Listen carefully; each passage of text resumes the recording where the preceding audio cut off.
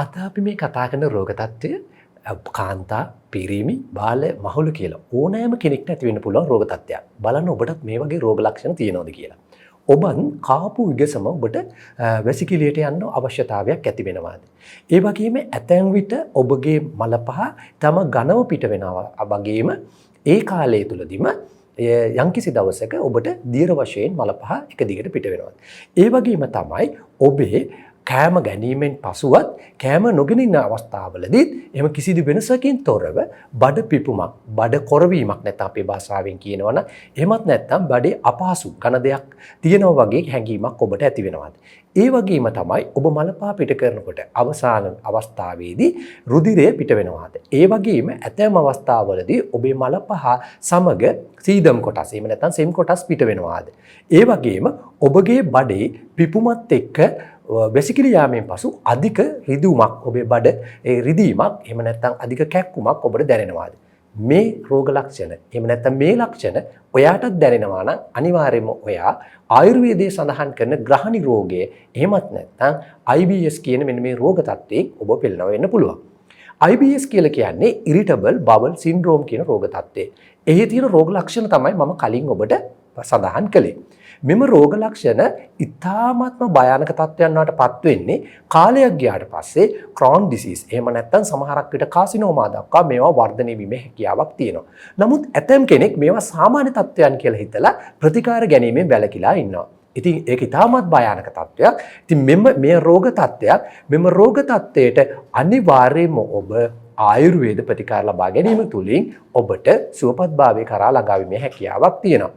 මේ සඳහා ප්‍රධාන වශයෙන්ම හේතු විදියට අපේ අර්ථකථනයන් ගෙන ඉන්නේ බොහෝ විට ව්‍යුහාත්මක ප්‍රශ්නයක් නෙවෙයි ඇතැම් විට මේකේ තියෙන එහෙම නැත්නම් ස්ට්‍රක්චරල් ඩිෆෝමිටි එකක් නෙවෙයි අපේ මහාන්ත්‍රවල ඒ වගේම අපේ large intestine වල පවතිනා වූ common cells බැක්ටීරියා වල සිදුවෙනා වූ යම්කිසි ප්‍රමාණීය අඩු වැඩි වීමක් සහ ඇතැම් වෙලාවට මේ මහාන්ත්‍ර කොටස් වල ඇතැම් කොටස් වල ඒ ආහාර කොටස් වේගයෙන් යැවීමේ හැකියාවත් ඒ වගේ ඇතැම් වෙලාවට අපේ වේගය අඩු කරලා යවන ගුණයක් පවතිනවා. ඉතින් මේක ඊටාත්ම භයානක තත්ත්වයක්. මෙම තත්ත්වයට ඔබ අනිවාර්යයෙන්ම ප්‍රතිකාර ලබා ගත යුතුයි.